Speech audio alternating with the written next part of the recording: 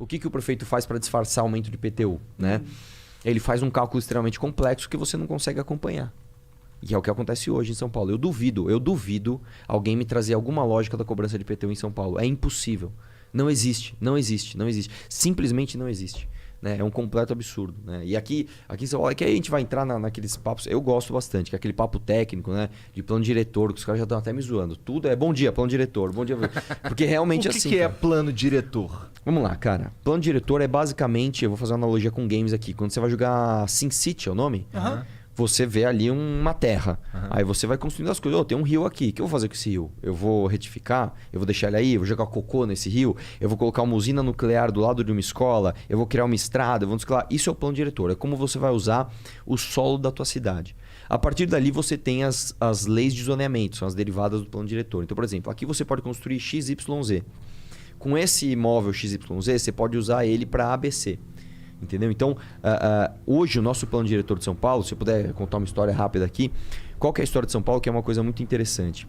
Quando os imigrantes... São Paulo não era uma cidade grande, há pouco tempo atrás.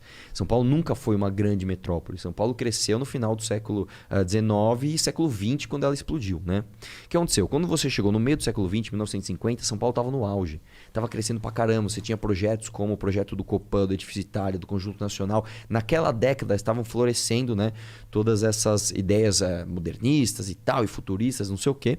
São Paulo começou a crescer muito.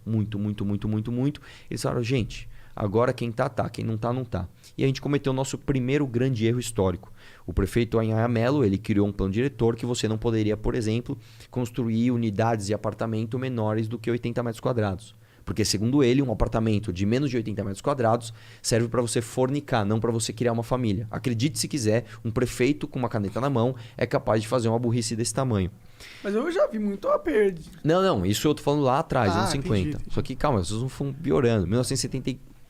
Foram piorando. Caralho. Dividimos a cidade em 8 zonas, das quais você não poderia explorar o potencial construtivo do teu terreno acima de 100%. Ou seja, você tem o terreno de 100 metros quadrados, você só pode construir 100 metros quadrados. Por quê? Você não pode construir 200, 300, Porque 400. não sair de controle as construções. Exatamente. E eu vou te falar o slogan do plano, você vai acreditar. O slogan do plano diretor de São Paulo dos anos 70 era: São Paulo não pode crescer. Olha o absurdo, cara. Sério? Olha o absurdo.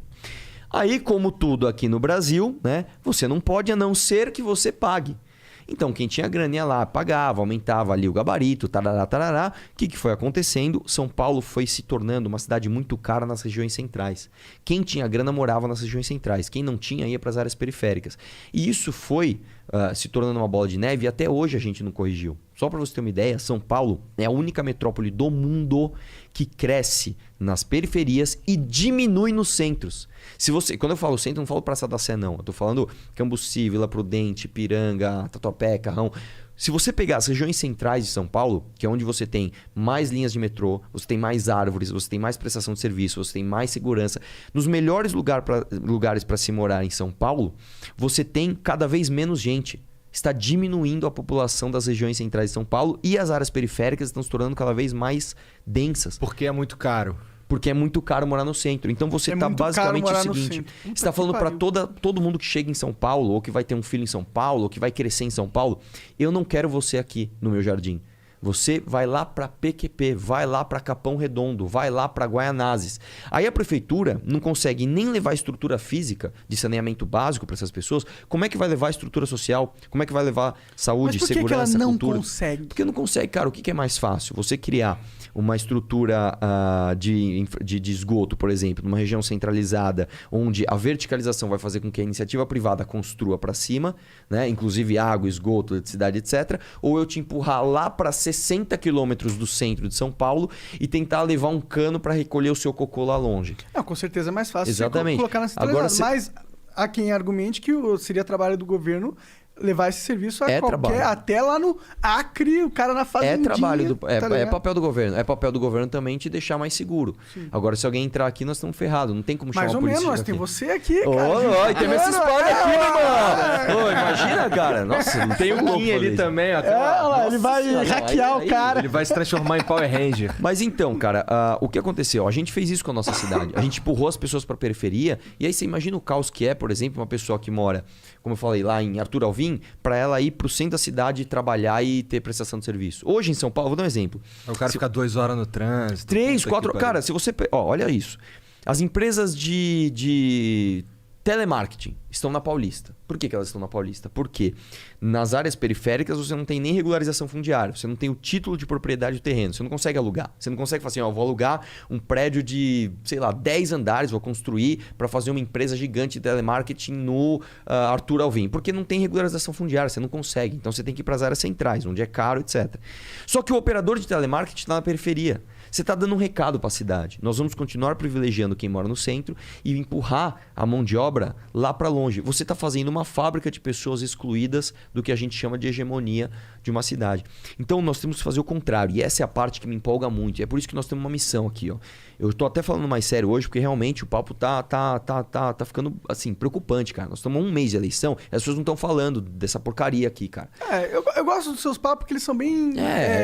me ensinam muitas coisas. Então, mas eu até peço desculpa de trazer um clima um pouco mais pesado e técnico aqui. De boa. Mas é o seguinte, nós temos uma missão. Eu não tô aqui mais expondo a minha vida, arriscando minha vida da minha família só pra também ganhar like. Tá na hora de transformar isso em coisa real. O que acontece é o seguinte, velho.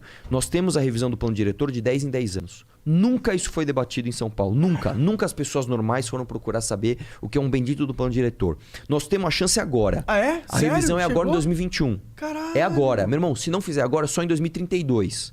Nós temos a chance agora. E tá Nós vamos fazer o quê? Agora? Dá pra mudar tudo. Dá pra mudar tudo. Do zero, dá pra São Paulo ser uma cidade de primeiro mundo. Quando a gente viaja pra Nova York, pra Barcelona, pra Paris, pra Buenos Aires, a gente sai maravilhado. Nossa, cara, desci a pé, fui de maneira segura a pé até um restaurante, tinha um pet shop, tinha um açougue, tinha um bistrozinho, tinha não sei o que lá. Por que aqui em São Paulo a gente não tem?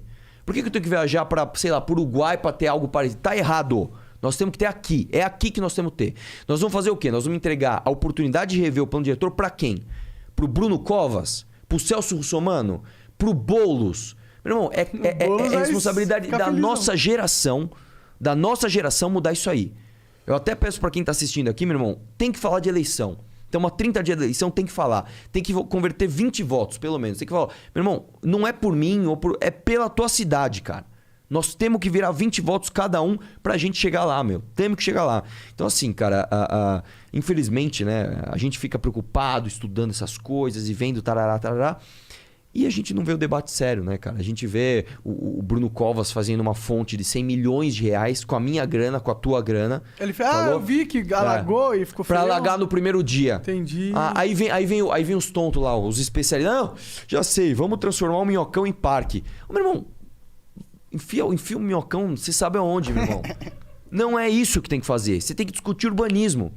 Como é que você vai? Aí vem o cara... Não, é tarifa zero. Que tarifa zero, irmão? Você tem que discutir a máfia dos transportes.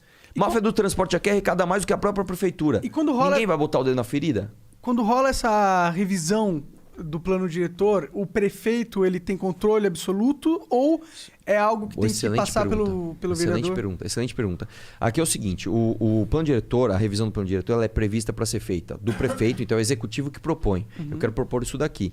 Em conjunto com as associações de bairros, então você é um conjunto... O que é uma associação de bairro, cara? Por exemplo, você sabe o que é Consassa no 80 e tantos senadores, que tem mandato de 8 anos, o cara tá cagando para popularidade. O município e o estado são diferentes. O prefeito ele vai negociar com 55 vereadores dos bairros vizinhos. E o orçamento da prefeitura ele é muito poderoso. Então, o vereador, quando ele cheguei. Eu quero me reeleger, isso que eu quero. Então, o que eu quero? Eu quero que daqui 4 anos o prefeito me dê uma emenda para eu reformar uma quadra lá do meu bairro. Ou seja, o prefeito tem muito poder sobre aonde ele quer levar, qual a direção que ele quer levar a cidade. Tanto que aqui tudo passa, por bem ou por mal. Seja até projeto impopular. Aqui passa taxa de lixo, aqui passa lei cidade limpa, aqui passa reforma administrativa, aqui passa reforma da Previdência, aqui passa privatização. No auge da polarização política, passa privatização sem resistência política. Então, cara, prefeito que põe culpa em governabilidade para não fazer as coisas, tá terceirizando a responsabilidade. Tá falando, eu não quero fazer, vou deixar para outro, eu não consegui. Não é culpa minha. Dá para fazer sim. Então, assim, eu vou te falar, eu tô assim, empolgado, cara. Assim, eu tô dedicando a minha vida para ter essa oportunidade de fazer eu e a minha equipe é a revisão do plano diretor, porque a gente vai transformar São Paulo numa cidade incrível. Cara, eu queria que mantivesse negócio das ciclovias, mano. Acho Sim. Da hora, cara. Por mais que seja um negócio de esquerda, eu tenho um monociclo agora. Sim. E eu queria andar nas ciclofaixas. Por que é um bagulho de esquerda? Porque é a pauta do Haddad, né? O PT ficou famoso aqui em São Paulo por fazer ciclovia, ciclofaixa em tudo que é canto. Não, na verdade não é pauta de esquerda. Mobilidade urbana e inovação tecnológica, na verdade, foram apropriadas para essa galera, né? Mas não, cara, ciclovia é uma coisa boa, ciclovia é uma coisa maravilhosa. Não da forma que foi feita. Poderiam ser bem mais fodas, né? Exatamente, mas isso, poderiam ser mais baratas. Acaba numa parede. Não, cara, tem uma ciclovia, eu não vou lembrar agora o nome da rua, cara, que é uma faixa que parece uma ciclovia da morte. Meu irmão, eu a pé ali eu ia ficar com medo, imagina de bike, não dá. Então o negócio tem que ser bem feito e mais do que isso, ela não pode ser recortada em locais de interesse, por exemplo. Também tem que tomar cuidado aqui, como vai falar, para não tomar processo. Mas o Haddad teria recortado ali a ciclofaixa de alguns lugares porque ele conhecia os donos dos comércios. E realmente tem lugares em São Paulo que os recortes não têm o menor sentido. Você está numa reta assim, de repente faz um corte aqui. Por quê? Porque nesse quarteirão tem um negócio que é do amigo de não sei quem. Então, assim, se você for fazer rota de ciclovia política, você tá ferrado. Você tem que fazer ela técnica. Tem que ser, pensar em qual a maneira mais fácil do cara chegar do ponto A ao ponto B. Mas você quer ver mais importante do que a ciclovia em si?